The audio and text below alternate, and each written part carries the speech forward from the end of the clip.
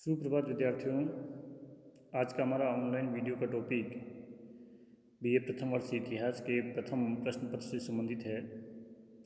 आज हम भक्ति आंदोलन के बारे में संक्षिप्त में थोड़ी जानकारी प्राप्त करेंगे कि भक्ति आंदोलन क्या था, इसके उद्देश्य क्या थे, इसका अर्थ क्या है, इसका इतिहास और इसके उदय के कारण क्या थे। भक्ति आंदोलन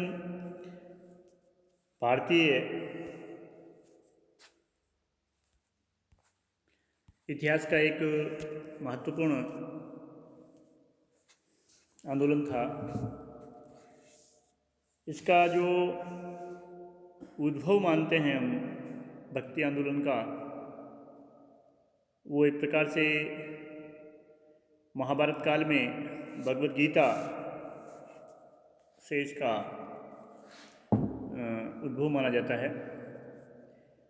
हिंदू दर्शन में जीवन का अंतिम लक्ष्य मोक्ष माना गया है और इस मोक्ष को प्राप्त करने के 3 साधन बताए गए हैं: ज्ञान, कर्म और भक्ति। वेद कर्मकांडी है, यानी यज्ञ, उपासना, देवस्तुति इत्यादि से भरे हुए हैं। उपनिषद ज्ञान की बात करते हैं तथा भगवद गीता में ज्ञान, कर्म और भक्ति तीनों के समन्वय की बात की गई है। मोक्ष प्राप्ति का जो पहला मार्ग है ज्ञान, वो सामान्य जन के लिए कठिन है। सामान्य मनुष्य इस मार्ग पर चलने में अपने आप को थोड़ा कठिनाई महसूस करता है। कर्म मार्ग भी मनुष्य द्वारा यज्ञों की जटिलता, अत्यधिक खर्चीलेपन, समयाभाव भी हम इसे कह सकते हैं, इसके कारण थोड़ा कठिन माना गया है सामान्य जन के लिए। इसलिए भक्ति मार्ग सबसे सरल मार्ग माना गया है, जो सामान्य मनुष्य के लिए है। जन सामान्य ने मोक्ष के इन तीनों साधनों ज्ञान, कर्म और भक्ति में से भक्ति के मार्ग को अपनाया। विशेष तौर से धार्मिक जीवन में सुधार लाने के लिए भक्ति को एक साधन बनाकर मध्यकाल में धर्म सुधारकों ने एक आंदोलन किया, जिससे हमारे समाज और धर्म में व्याप्त अंधविश्वास और कुरीतियों को दूर करने में सहायता महसूस हुई। ये सहायक हुआ, सहयोग प्राप्त हुआ। जन सामान्य को अंधकार में एक आशा की किरण दिखाई दी। वह निराशा से उबरकर अपनी मुक्ति के मार्ग के लिए एक सरल मार्ग की ओर अग्रसर हुआ। वो था भक्ति आंदोलन।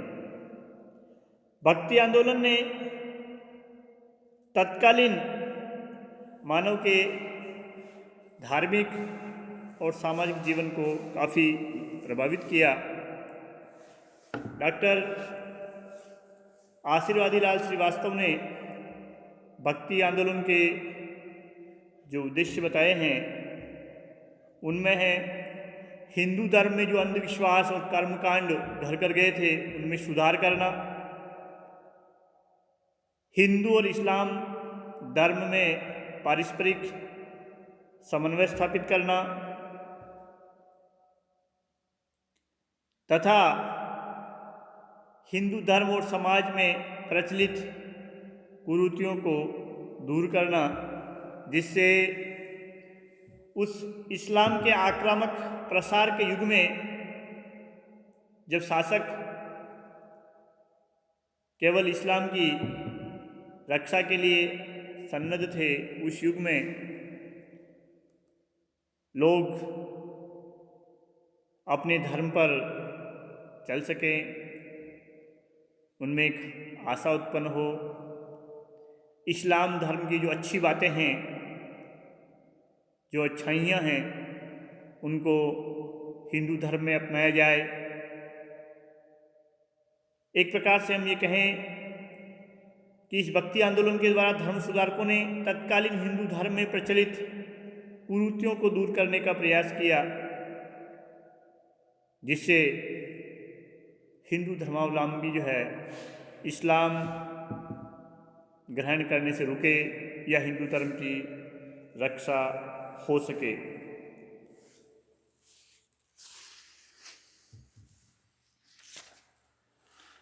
भक्ति से हम क्या समझते हैं, क्या इसका तात्पर्य है, इसके संबंध में अलग अलग चीज़ें हमारे सामने निकल कर आती है।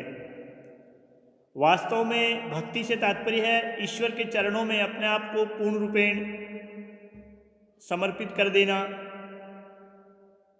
भक्ति में भावना और प्रेम का समावेश है, यानी अपने इष्ट देव के प्रति, अपने आराध्य के प्रति अगाध प्रेम और समर्पण का भाव ही भक्ति है। भक्ति में व्यक्ति और उसके आराध्य के पारस्परिक संबंध को महत्वपूर्ण माना गया है। भगवत गीता में भक्ति की परिभाषा दी गई है। गीता कहती है उस वृत्ति को भक्ति कहते हैं जिससे सांसारिक विषयों का ज्ञान प्रदान करने वाली इंद्रियों की स्वाभाविक वृत्ति निष्काम भाव से ईश्वर में लग जाए, बिना किसी लालसा के, बिना किसी लाभ के। यदि व्यक्ति अपने इष्ट देव की आराधना करेगा, वही भक्ति है। अब भक्ति के उद्भव की यदि हम बात करें वापस, तो ऋग्वेद काल यानी ऋग्वेदिक आर्यों की जो सभ्यता और संस्कृति थी, और कुछ इतिहासकार तो सैंधव सभ्यता से ही हमें भक्ति की बात कहते हैं कि मोहनजोदड़ो के उत्खनन में, हड़प्पा के उत्खनन में हमें जो मोहरों पर जो आकृतियाँ उत्कीर्ण मिली है या जो मूर्तियाँ मिली है, उनसे हम भक्ति आंदोलन की या भक्ति आंदोलन का ज्ञान कर सकते हैं। मगर निश्चित रूप से इसके उद्भव के संबंध में इतिहासकार इस बात पर एकमत है कि भगवत गीता से तो निश्चित रूप से ही भगवत गीता में भक्ति का उद्भव में मिलता है। गीता में हमें इस भक्ति के संबंध में स्पष्ट प्रमाण मिलते हैं। गीता में कृष्ण कहते हैं, मेरे भक्त निरंतर मेरा कीर्तन करते हुए, दृढ़ नियम पूर्वक संयम रखते हुए, मुझे नमस्कार करते हुए तथा नित्य मुझ में लगे हुए भक्ति पूर्वक मेरी उपासना करते हैं। तो गीता के समय से ही भक्ति की परंपरा उत्तरी भारत के साथ साथ दक्षिण भारत में भी पल्लवित, पुष्पित हुई, प्रचलित हुई। किंतु ऐसा लगता है कि गुप्तों के पतन के बाद भक्ति दक्षिण में चली गई और वहीं फली फूली। इसलिए भक्ति आंदोलन का आरंभ जो है दक्षिण भारत में आलवार एवं नायनार संतों से माना जाता है, जो बाद में उत्तर भारत में आई और वहाँ से संपूर्ण दक्षिण एशिया में फैल गई। इस भक्ति आंदोलन के जो नेता थे वह शंकराचार्य को माना जाता है, जो कि जाने माने दार्शनिक थे, और उनके इस भक्ति के अभियान को चैतन्य महाप्रभु, नामदेव, तुकाराम, जयदेव, रामानंद, रामानुजाचार्य, मध्वाचार्य, निम्बार्काचार्य इत्यादि आचार्यों ने मुखरता प्रदान की। यदि हम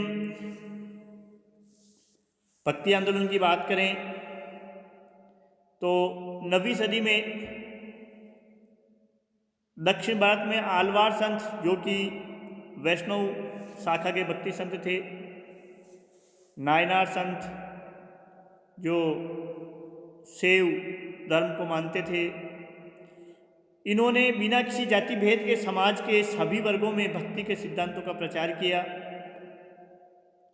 इन संतों ने बौद्धों और जैनों पर तो प्रहार किया, लेकिन हिंदू धर्म या ब्राह्मण उनकी आलोचना से मुक्त रहे। दक्षिण भारत के भक्ति संतों ने जाति व्यवस्था के वैचारिक और सामाजिक आधार पर प्रश्न चिन्ह नहीं लगाया। दक्षिण भारत से इस आंदोलन को उत्तर भारत में लाने का श्रेय रामानंद को दिया जाता है और इस भक्ति आंदोलन का जो प्रमुख प्रभाव या उपलब्धि जो मानी जाती है वह मूर्ति पूजा को समाप्त करना रहा है। भागवत पुराण में हमें एक जगह वर्णन मिलता है, भक्ति द्रविड़ देश में जन्मी,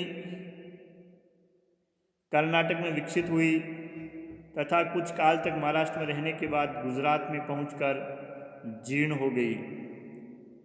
उत्पन्ना द्रविड़म शाह वृद्धि कर्नाटके गता, कर्वाच चिन्म महाराष्ट्रे गुर्जर जीर्णागता।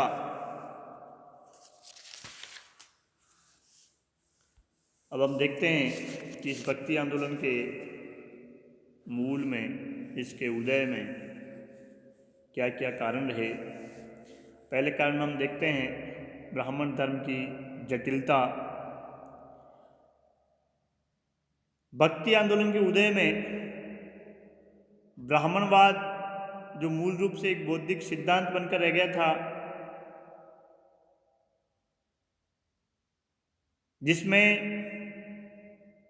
वह हृदय के अधिकारों की उपेक्षा करता था, काल्पनिक और अवैयक्तिक बात करता था, यह उन साधारण लोगों की समझ में नहीं आता था जो हमेशा एक नैतिक और भावयुक्त सिद्धांत धर्म की खोज में थे। इन्हीं परिस्थितियों में भक्ति प्रेम मिश्रित ईश्वर भजन के आंदोलन ने एक अनुकूल वातावरण का निर्माण किया। हम ये कह सकते हैं कि उस समय हिंदू धर्म का जो स्वरूप था वो अत्यंत जटिल हो गया था। कर्मकांड, अंधविश्वास, आडंबर, उपवास इत्यादि लगातार बढ़ रहे थे।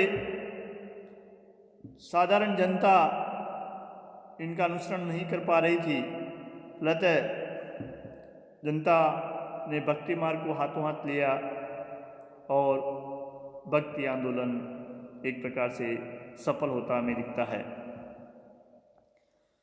भक्ति आंदोलन के उदय का दूसरा कारण है मुस्लिम आक्रमणकारियों के अत्याचार। जब भारत में मुस्लिम आक्रमणकारियों का अधिकार हो गया और उन्होंने इस्लाम के आधार पर अपना शासन प्रारंभ किया, तो मुस्लिम धर्म को स्वीकार करने तथा जजिया कर इकट्ठा करने के लिए प्रशासनिक वर्ग के अत्याचार बढ़ गए। ऐसे निराश्य वातावरण में हिंदू धर्म के अनुयायी ईश्वर की ओर उन्मुख हुए और पीड़ित हिंदुओं को भक्ति में एक प्रकार की आशा की किरण दिखाई दी। हिंदू समाज की वर्ण व्यवस्था। भारत में मुस्लिम शासन की स्थापना के साथ ही हिंदू समाज में जाति व्यवस्था ने एक जटिल रूप बना लिया था, जिसमें शूद्रों की पूर्ण रूपेण उपेक्षा की गई थी। उन्हें वेदों के पठन पाठन और वैदिक धर्म के अनुशीलन से वर्जित किया गया था, अतः उनमें असंतोष व्याप्त था। कट्टरपंथी हिंदुओं ने विदेशी मुस्लिम आक्रमणकारियों के प्रभाव से हिंदू धर्म को बचाने के लिए उसमें अनेक बंधनों में जकड़ दिया था। खान पान, विवाह तथा वर्ण व्यवस्था को पहले से अधिक कठोर बना दिया था। इससे दलित जातियों या हम कहें समाज के निचले वर्ग की स्थिति खराब होने लगी। वह उच्च वर्ग के उपेक्षापूर्ण रवैये और मुस्लिम शासकों की शोषणकारी नीति से एक प्रकार से दुखी थे। हिंदू धर्म में मोक्ष का मार्ग भी सभी वर्गों के लिए समानता की बात नहीं करता है, अतः भक्ति आंदोलन के संतों ने अपनी उदारता के कारण मोक्ष का द्वार सभी जातियों के लिए खोल करके विशेष तौर से निम्न जाति के लोगों को अपनी ओर आकर्षित किया। हिंदू मंदिरों में मूर्तियों का विध्वंस मुस्लिम आक्रांताओं ने इस्लाम के प्रसार के लिए हिंदू मंदिरों और मूर्तियों को नष्ट करने का कार्य किया। हिंदुओं के पवित्र स्थानों को अपवित्र कर दिया।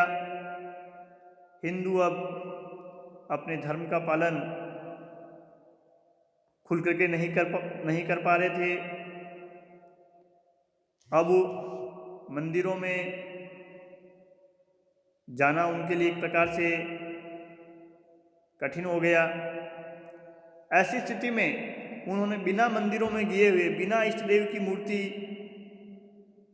के भक्ति का मार्ग उन्होंने अपना लिया और यह मार्ग उन्हें श्रेष्ठ लगा। डॉक्टर ताराचंद कुरैशी, डॉक्टर कुरैशी और डॉक्टर खलीक अहमद निज़ामी का मानना है कि इस्लाम के संपर्क ने भी भक्ति आंदोलन के उदय में योगदान दिया, क्योंकि इस्लाम जाति पाति के खिलाफ था। इसलिए भक्ति आंदोलन ने भी जाति पाति का विरोध किया। लेकिन डॉक्टर एल श्रीवास्तव इस बात को नहीं मानते हैं। उनका मानना है कि यह आंदोलन नया नहीं था, इसकी उत्पत्ति का श्रेय इस्लाम को नहीं दे सकते हैं, क्योंकि इस्लाम में एकेश्वरवाद के सिद्धांत के कारण भक्ति आंदोलन पर इस्लाम का प्रभाव माना जाता है। जबकि हम ये जानते हैं कि एकेश्वरवाद की जो धारणा है वो उपनिषदों में हमें सर्वप्रथम दिखाई देती है। एकम सदम विप्रा बहुधा वदंती, सत्य एक है लेकिन विद्वान लोग उसे अलग अलग नामों से जानते हैं। यह धारणा में उपनिषदों से प्राप्त होती है, जो कि इस्लाम से कहीं अधिक पुराने हैं। इसके अलावा एकेश्वरवाद का सिद्धांत शंकराचार्य के समय में काफ़ी लोकप्रिय हुआ था। अद्वैतवाद, सब कुछ एक है, दो चीज़ है ही नहीं। इस प्रकार भक्ति आंदोलन के उदय में इस्लाम के अप्रत्यक्ष योगदान को मानते हुए रामधारी सिंह दिनकर लिखते हैं, कुछ तो इस्लाम का धक्का खाने से घबरा कर और कुछ सूफियों के प्रभाव में आकर हिंदुत्व जगा और जाकर अपने रूप को सुधारने लगा, अर्थात हिंदू धर्म में सुधारों की शुरुआत हुई। सूफी संतों का प्रभाव इस्लाम में सुधार के समर्थक सूफियों का विश्वास था कि जो कुछ वास्तव में अस्तित्व में है वह सब ईश्वर का सार रूप है। वह सभी धर्मों की एकता और ईश्वर की सत्ता में विश्वास करते थे। सूफियों का मानना था कि बौद्धिक व आध्यात्मिक विजय स्थायी होती है, सैनिक विजय इस्लाम के प्रसार का स्थायी माध्यम नहीं बन सकती है। इस कारण जब सूफी संतों के प्रवचनों और परोपकारिक कार्यों के द्वारा धर्म प्रचार का कार्य प्रारंभ हुआ, क्योंकि ये सूफी संत धार्मिक रूप से कट्टर नहीं थे, वे मंदिरों और मूर्तियों को तोड़ने का उपदेश नहीं देते थे, धार्मिक रूप से वो सहनशील थे, तो हिंदू भी बड़ी संख्या में उनके उपदेश सुनने के लिए आते थे। परिणाम स्वरूप हिंदुओं में भी अपने धर्म की रूढ़िवादी परंपराओं, अंधविश्वासों, उन सामाजिक जड़ताओं को समाप्त करने की भावना उत्पन्न हुई। फलस्वरूप 13वीं 14वीं शताब्दियों में भक्ति आंदोलन ने व्यापक रूप ग्रहण कर लिया। तो एक इनडायरेक्ट प्रभाव हम सूफी संतों, विशेष तौर से निजामुद्दीन औलिया और ख्वाजा मोइनुद्दीन चिश्ती को भी मान सकते हैं। हिंदू धर्म में सुधारकों का आविर्भाव जब वैदिक धर्म के कर्मकांडों और यज्ञों की जटिलता के कारण जैन और बौद्ध धर्म का विकास हुआ, लोगों का ध्यान इन नवीन धर्मों की ओर बढ़ा, तो हिंदू धर्म के अनुयायियों ने या वैदिक धर्म के अनुयायियों ने अपने धर्म को पतन से बचाने के लिए उसमें कुछ सुधार करने की आवश्यकता महसूस की, जिसमें शंकराचार्य के अद्वैतवाद के सिद्धांत का प्रतिपादन किया। लेकिन इस ज्ञान मार्गी अद्वैतवाद को सामान्य व्यक्ति नहीं समझ पाए। फलस्वरूप हिंदू धर्म की रक्षार्थ दक्षिण में आलवार संतों ने महत्वपूर्ण भूमिका निभाई। उन्होंने जगह जगह घूमकर ईश्वर भक्ति का प्रसार किया। शंकर के अद्वैतवाद में कुछ सुधार करके रामानुजाचार्य ने विशिष्टाद्वैतवाद का प्रतिपादन किया। इससे हिंदुओं का दृष्टिकोण कुछ उदार तथा समन्वयात्मक बना। उनमें कट्टरता की भावना जाती रही और अपने धर्म की रक्षार्थ उन्होंने इस्लाम धर्म के उदार सिद्धांतों को अपनाया। धीरे धीरे हिंदू धर्म में ऐसे सुधारकों की संख्या बढ़ने लगी। भक्ति आंदोलन के जो अनुयायी संत थे उन्होंने लोक भाषा में गीतों, भजनों और दोहों के द्वारा अपने उपदेश लोगों तक पहुंचाए। जाति पाति के भेदभाव को दूर करने का प्रयास किया।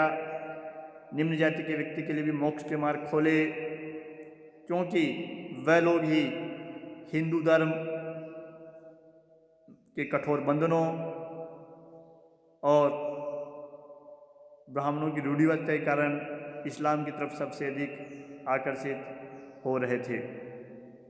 तो इस प्रकार हिंदू धर्म की जटिलता, मुस्लिम आक्रमणकारियों के अत्याचार, हिंदू समाज में व्याप्त जाति प्रथा और वर्ण व्यवस्था, मुस्लिम आक्रमणकारियों द्वारा हिंदू मंदिरों और मूर्तियों के विध्वंस, इस्लाम और सूफी संतों के अप्रत्यक्ष प्रभाव और हिंदू धर्म सुधारकों के आविर्भाव, इन सभी ने